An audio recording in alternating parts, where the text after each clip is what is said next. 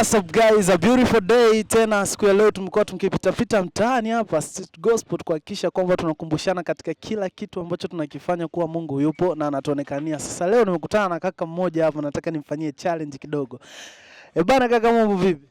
Bana safi. Unaitwa nani? Naitwa Andrew Sebastian. Wow, Andrew Sebastian. Andrew Sebastian, je, wewe ni mpenzi wa Sek TV? Yeah, of course ni mpenzi wa Sek TV na nafuatilia sana tu.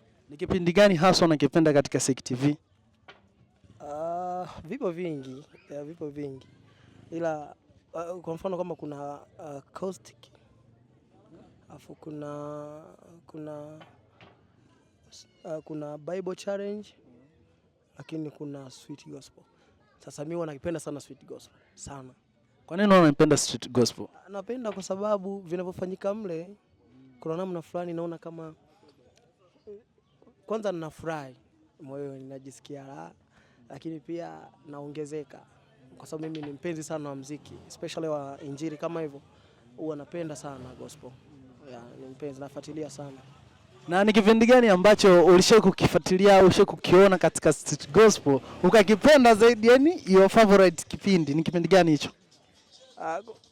Kuna kipindi uliwahi kukifanya.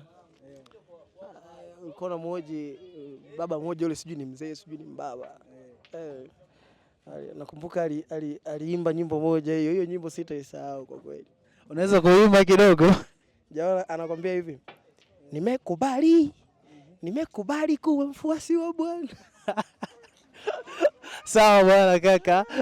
Aisee. Na una nini cha kumshauri mtumishi wa Mungu huyo host Ruben Nicholas? Una nini cha kumshauri labda au chochote kile cha kumwambia? Okay.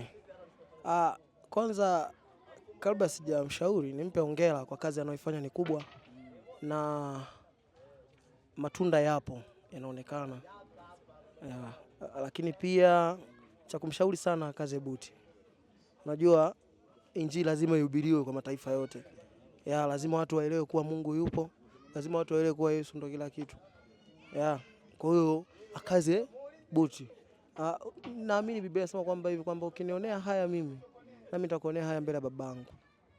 Asiwe na aibu. Yaani aipige injili sawa sawa ili siku ya mwisho apokee taji lake. Kaka bwana, kaka shukrani sana. Mungu akubariki. Tunakukaribisha kanisani. Kanisa letu liko nyuma ya soko la Sabasaba na Mungu akubariki sana. Bwana mtazamaji unanitazama sasa hivi, ni kipindi chako bora kabisa cha Sek TV, na leo tulikuwa mtaani kuhakikisha kwamba tunakukumbusha katika kila kitu tunachokuwa tukipitia katika maisha, Yesu yupo na yupo kwa ajili yako, na cha kufanya unachotakiwa ni kusubscribe, bonyeza alama ya link pale, copy link, share kwa watu mbalimbali na Mungu atakubariki. Amen.